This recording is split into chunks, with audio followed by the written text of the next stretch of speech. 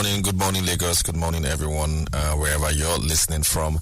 This is Follow the Money, brought to you by Nairametrics. My name is Ugodre, and I do this every Monday, 8 to 8:30 on the station, Classic FM. Of course, you can watch this program on any of your podcast platforms. We do share links a few hours after the live show, so you can always check it. And you can always, of course, go back to past editions, and you can listen to some of my interesting nuggets. Been a bumper week, by the way, Lagos. Last week, we had a lot of activities in the market. So we're going to start in with Follow the Money on Treasury bills. That's what we're going to be following. There was a lot of money in Treasury bills last week. The central bank sold an impressive 1.5 trillion in Treasury bills last week, in last week's auction. And they did sell the one-year bill for another 19% per annum. So investors in the Treasury bill market who subscribed to the central bank's 364-day bill got at least 19% in terms of the total amount interest that they're going to be getting for 1 year. And then for the 182-day bill, which is like half a year, they got 17.5%, and why for the 91-day bill, it was 17%. If you're wondering what this means, I mean, if you buy Treasury bills or if you invested in the primary market, which is where the central bank does sell the bill, for 1 year. So if you put your money for 1 year, they're going to pay you 19%. Flashback a month ago, you were getting like 11%. So you can see there's a huge jump in the interest rate. And this is all happening because the central bank thinks it's pretty much time that we increase interest rate just to curb inflation. Last week, I did mention inflation rate was 29.9%. And looks like we're going to, crossing the 30% mark the way things are unfolding. And so to address that, the central bank is looking at monetary policy tools as a measure to curb inflation. And one of those, of course, is to raise interest rates. Another reason, of course, is FX. They do say that because Forex, if you want to reduce Forex volatility, you have to, in a way, mop up money supply. And we did see last week money supply hit an all-time high, 93 trillion. I mean, people are saying there's no money in this country, but we see money supply at rates that we can't even, we never could have comprehended. Money supply is now hitting over 60% of our entire GDP. And so the only way to address these things is, I think, this week, should be this week, they're meeting this week, and we'll take decisions on monetary policy. This is going to be Cardoso's first monetary policy. So pretty interesting to see what the new look of the MPC, the Monetary Policy Committee, come up with. That is the committee that determines monetary policy for the country. Are they going to continue with the hawkish stance that we had in the previous MPC, which, of course, had raised MPR, which is the benchmark rate for the central bank, to 18.75%. It's been like that since, I think, August last year, if I'm not mistaken. People are saying we're likely going to see a huge jump in the basis point. I don't know. Some people have thought about 21, 22, even 23% in terms of rate. It's going to be tough times for people, anyone who is looking to borrow. So if you're looking to borrow from a bank, I expect to see higher interest rates. And if you have existing loans with banks as well, interest rate is likely going to keep going up because the monetary policy direction of the central bank is to raise rates. All right, so on Follow the Money, this week as well was stocks. We do follow stocks all the time because a lot of money goes into the stock market. And during the week, stocks did have a pullback. Looks like there was a bit of a sell-off or a profit taking, as we did describe it at Nairametrics. There was a profit taking last week. So we saw the NGX All-Share Index fall by 3.44% during the week. And of course, market capitalization also fell, and it's currently at 55.8 trillion. Kind of interesting, we have 55.8 trillion in terms of value in the stock market, whereas money supply in the country is about 93 or so trillion. I wonder what the nexus is between that. Anyway, all the sub-indexes fell except for, the consumer goods index and the oil and gas index, which appreciated. The ASM index as well appreciated. But all in all, Nigerian stocks still doing pretty well. 36.5% year to date. We haven't even gone past the quarter yet. We're already 36.5% up. So it's all right. Higher than inflation rate, you would say, at 29.9%. But slightly lower when you dollarize the NGX. I know people don't say, like, people always say, do not, dollarize this thing now. Just leave it at Naira as it is. But, I mean, investment is either way, so you got to dollarize things. And if you even look at it versus the depreciation of the Naira, which is slightly over 50% year to date, then stocks maybe perhaps not doing too well, right? Not doing too well in that angle. But, I mean, we do spend Naira here. So based on that, it's still one of the best performing stock markets in the world. The NGX 30 index, 37.9%. That's the 30 most capitalized stocks, doing pretty well as well at about 38%. They did have a pullback during the week. And so most of the indexes are still doing pretty well. But what was quite interesting to me was the NGX banking index. The NGX banking index has now gone negative. It's now minus 2.18%. What is happening to banks? I'm going to speak a little bit about that in a bit. In terms of top 10 gainers this last week, Julie PLC got 59%. Guys, I mean, that's a stock. I don't know who owns that stock. If you ever owned that stock, if you're a shareholder of that stock, hit me up. What does it feel like owning a stock in that company? Because I don't know who owns stocks in that company. No one of those companies that you are easily familiar with. But it's a company that has been on the exchange for a long time, pretty long time. Julie PLC was up 59.18%. So I'm wondering what's happening there. Like, why is it up 59.18%? I mean, I'm not aware that there was any, fascinating results that was out recently. So what are they up to in that stock? Why is it up 59.18% in 1 week? The other penny stock, because Julie is a penny stock, so another penny stock as well that was up 17.4% was Suno Assurance PLC. Suno was up 17.4%. Why? What's happening in that company? Results out, but were the results fantastic? I don't think so. So why is it up 17.4%? What are shareholders up to? What are investors up to? Hit me up if you know. I don't know, so I'm wondering. And of course, also on the top 10 gainers was FBN Holdings. FBN Holdings up 10.7% to 31 Naira per share. It's currently one of the... It's back to being the suit, this particular stock. It was in the suit until it got out of the suit a few weeks ago. Suit, of course, is stocks worth over 1 trillion. They're like about 10 of them or so. And FBN used to be part of it, which is FirstBank, of course, but it's now back on that list with 1.1 trillion market capitalization.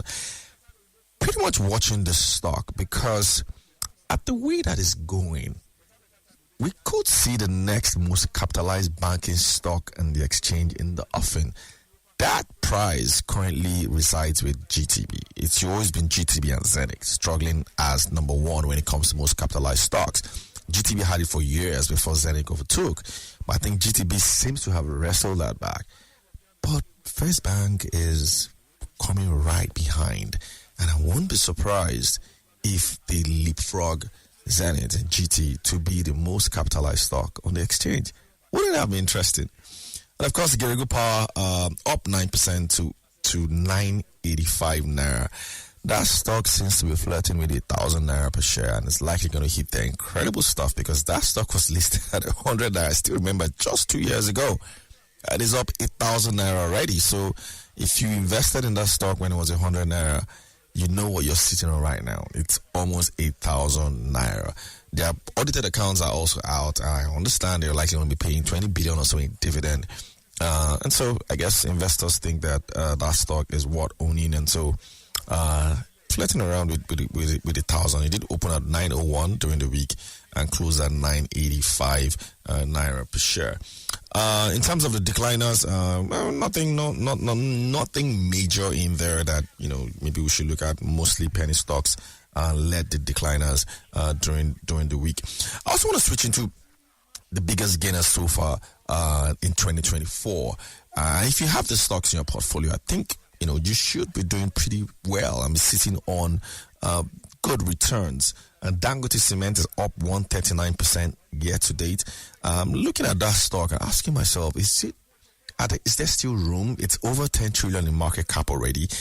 Profits are likely to be good, even though margins might be down when they release their results. That's the projections that we have.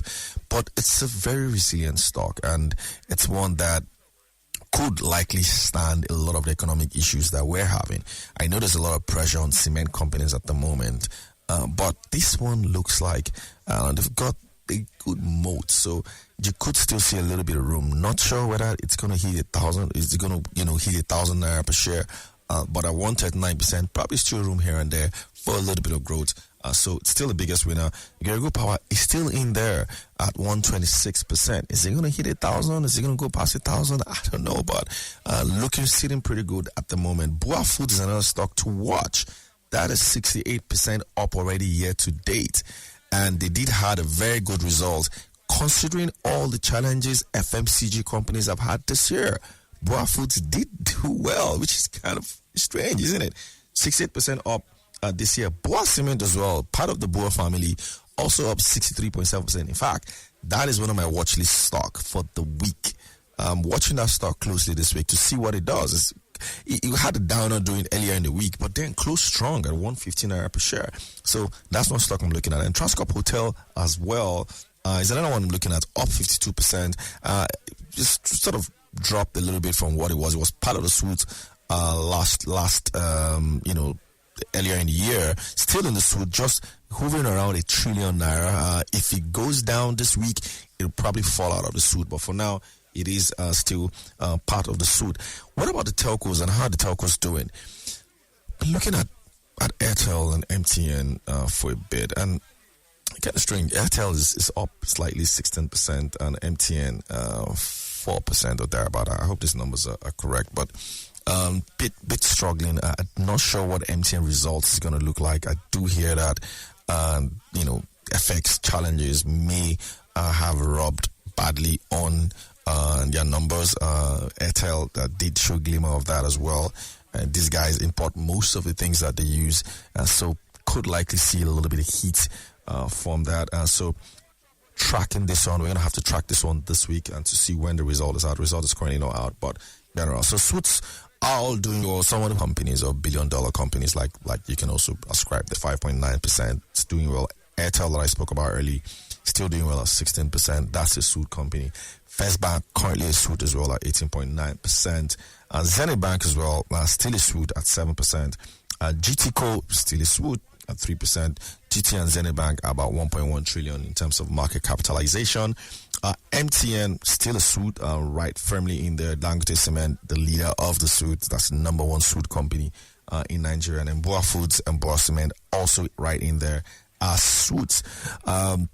Nestle used to be part of the suits, but it's no longer there. I mean, fell off late last year or sometime last year because of the challenges FMCG companies are having. But I think you want to take a closer look at that stock. There might be opportunities to get in. It's currently at about 800 or so plus naira. This is a stock that is traded at 1,600 naira or so per share at some point last year or a couple of years ago. All right, so we are already close to the first half of the show. I'm going to have in a guest, by the way, for the second half of the show. But I want to close the show at some point with my watch list. So you want to see the stocks on my radar. I already gave you an idea of one of the stocks on my radar. But there are 5 stocks that I have on my radar that you should watch this week. Those are the stocks that I'm going to be tracking all through the week to see how they perform. I'm going to give you a little bit of insight into why they are on my radar. So that has been, what this week has been like. If you notice, I haven't really got into Forex this week because I'm trying to slow down a little bit on Forex. It's as if every Friday we get new circulars. We did get a circular on Friday. It looks like there's I don't know what to call it a circular, but a guideline or a draft guideline on how BDCs are going to be run. And so if you're a BDC, I'm sure you're like, BDCs right now are under a lot of pressure. All of a sudden, they need to have 2 billion naira also in share capital. That's what the C.B.N. is toying with. And if that goes to plan, a lot of BDCs are likely going to merge, or you're going to see some just essentially drop off because they can raise 2 billion. So 2 billion in share capital doesn't mean you have 2 billion cash. That's not what it means. Like, your entire assets should be at least 2 billion verifiable on your balance sheet. It's got to be there on your balance sheet, audited accounts, and then you could keep your tier 1 license. Of course, there's a tier 2 license as well. I think that's about 500 million naira or so. So that is, combination of everything that I've seen this week on Follow the Money. Those are the things that I've been tracking on Follow the Money so far. We're going to take a short break and we'll be back with our special guest.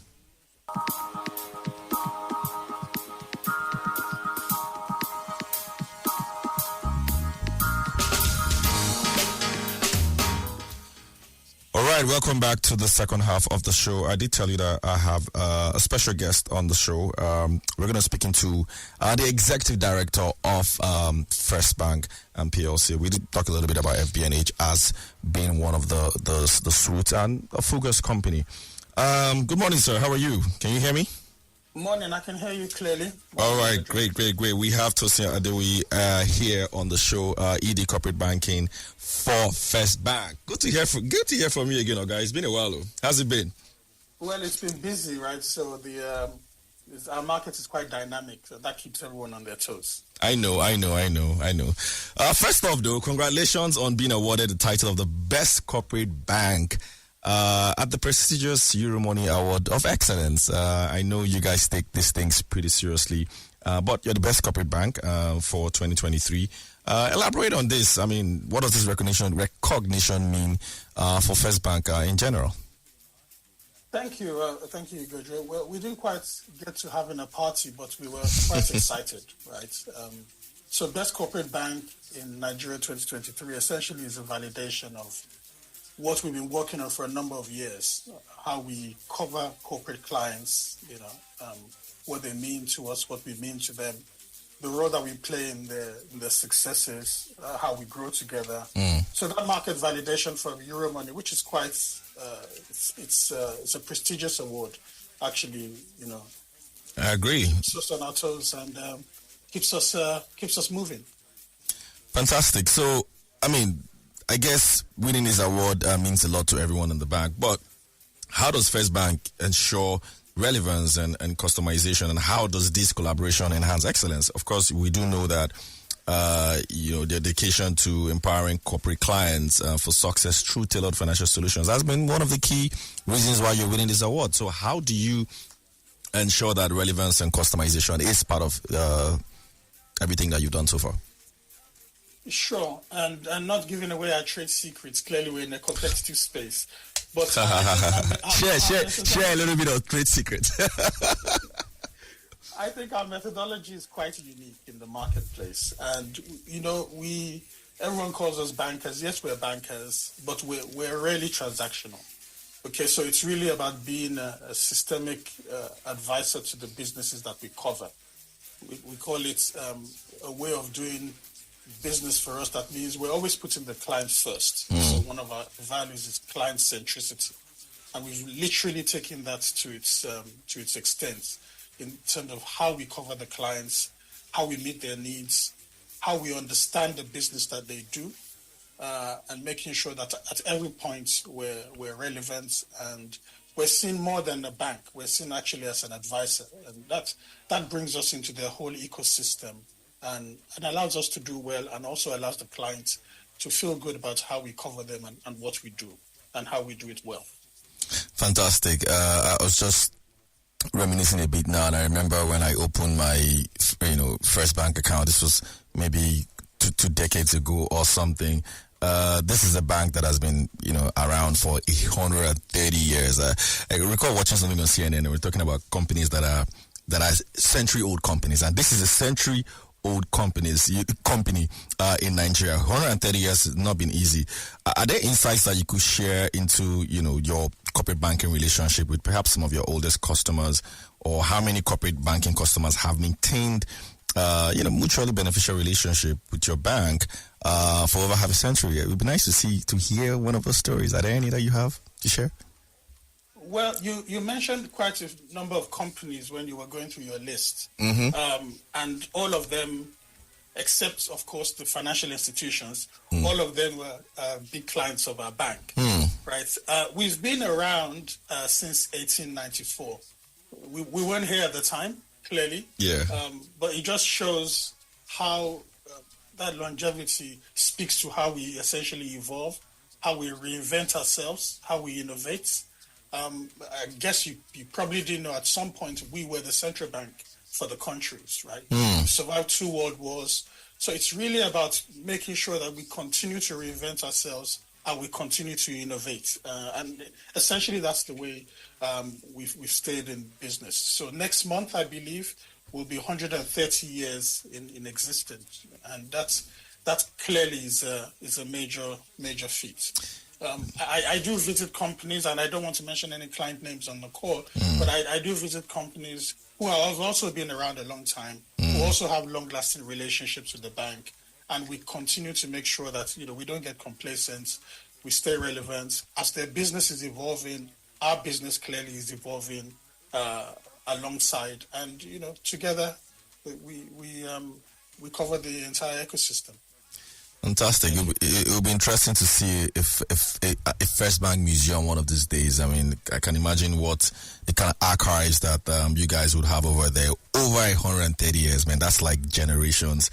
Back to the awards. I mean, I do know how important awards are to banks, especially, or to anyone in general, and especially when you're winning a coveted award like this. But what specific initiatives or strategies do you attribute to your bank's success in winning the award? I know you don't want to reveal trade secrets, but how did you win it? You might be inspiring someone out there, True, very true. And so when you look at corporate needs, and by the way, there were a number of successes alongside. So we won Best Corporate Bank in Nigeria 2023. We won Best Corporate Bank in West Africa 2 years in a row. So that's 2022 and also 2023. And the KPMG Customer Experience Survey, we've moved up a few places to 4th. So all of it is validation that's useful. In essence, we make sure that we're focused on making the client's activities a lot easier. So if I use an example, how we leverage technology, how we transform digitally. Corporates clearly are focused on their payments, they're focused on their collections, their liquidity, how they manage their accounts, supply chain financing for their vendors and also their buyers, their trade finance, how they import, how they run through their cash cycles. So we put a lot of resources into our systems, and we have our transaction banking system, FirstDirect 2.0. FirstDirect 2.0 is pretty transformative, and we've received lots and lots of accolades in terms of customer experience and customer onboarding. And today, I believe, I checked the numbers last week because I knew I was coming on your show. We had about 4,200 already onboarded, and today 5 million transactions come through that system. So that's really all geared at making our clients' business and lives as simple as possible and seamless transaction execution. So really, it's all about the customer, and I can't stress that enough. We're focused on the customer, and it clearly is showing in the feedback that we're getting. I agree. It's always about the customer, but there's also competition out there. I mean, the banking space is a highly, highly competitive space, and also considering how competitive it is to win this award, there's got to be something that differentiates you from other banks. Is there like a unique selling point that you could share? Well, we're the trusted advisor. So when you're the trusted advisor, you come in when the strategy is being formulated. So that's our unique selling point, essentially. We're more than just a bank. We're a business advisor to the client. So when the client has a new project, is thinking about who to use, what to do, how to finance it, we're part of all of those discussions. And more, we're getting pulled into those meetings. So we're formulating strategy with the clients. It couldn't really get better than that. And to have that kind of bank really as your primary bank clearly is advantageous. Let's go back a little bit to innovation. I mean, you did talk a little bit about tech, and we've seen the emergence of technology in financial services in Nigeria, particularly. Could you maybe highlight any innovative practices or technologies that your bank has incorporated, particularly in the corporate banking side? I mean, we do know you have a lovely app, but in terms of corporate banking itself, what sort of innovative practices have we seen lately? Well, it's all about digital transformation. I think that's where the future is with clients, with corporate clients. So I described the First Direct 2.0 earlier. Yeah. You know, having that in a mobile form, when you're on the move, you can clearly carry the office with you, approve transactions, make payments, you can see trend analysis, where your money is coming from, where your money is going, how you deploy your liquidity. It's all about maximizing value, and leveraging technology is something that FirstBank has done extremely well across all of the business, all of the bank, including corporate banking, and just the scale of the investments is significant. That's something we will continue to do. Just makes clients' lives easier. We also have clients in other markets where we're present, right? So just being able to cover that client holistically, not just in Nigeria, but across the rest of the region where they have a presence. We also have a bank in London. So that global connectivity for large clients is something that clearly requires decent technology, and dare I say, it's an area that we've focused on the last couple of years. Fantastic. Time is not, with us again, but I just want to ask you quickly couple of questions. I mean, the first one will be sustainability. We've talked about ESG a lot in this country and globally as well, but how does your bank integrate ESG principles, especially in corporate banking practices? Yes, and you stressed an important point here, not just globally. I think in Nigeria, we're pretty much catching up. In London, where we have a bank, clearly it's one of the key focus areas for the regulator, and we're seeing it more and more. So clients also have sustainability initiatives. We clearly plug into those. We have ours. We have a preference for financing projects that are sustainable. So again, recently we've put quite a lot of our, balance sheets into solar energy, for example, and this more and more will become even more critical in terms of financing and reporting for banks. Still catching up, in my perspective, from a Nigeria standpoint, but more and more because we have multinational clients and we have African clients, Nigerian grown, who are playing on the playing on a global scale. It's something that is receiving a lot of focus, and same with FirstBank. We have a colleague in the bank who's responsible for ESG. We have a full-time employee focused on it, and that just shows you that it's an important point and focus for the bank. All right, lastly, because time is against us now. Any message you have for your clients, stakeholders, or the brand industry at large on this remarkable achievement? Well, for our clients, really, it's our clients that determine whether or not we are validated in this manner. So I would just say thank you. We continue to grow. We continue to refine our offering. We don't get complacent. We're in dynamic times, and clearly you need a bank that's very nimble and thinking on their feet, coming up with unique solutions. The generic standard product no longer works, so you need a product that speaks to your specific idiosyncrasies and your unique needs. And I think that's where we have thrived and will continue to do so. All right, congratulations, Tosin and the FirstBank crew.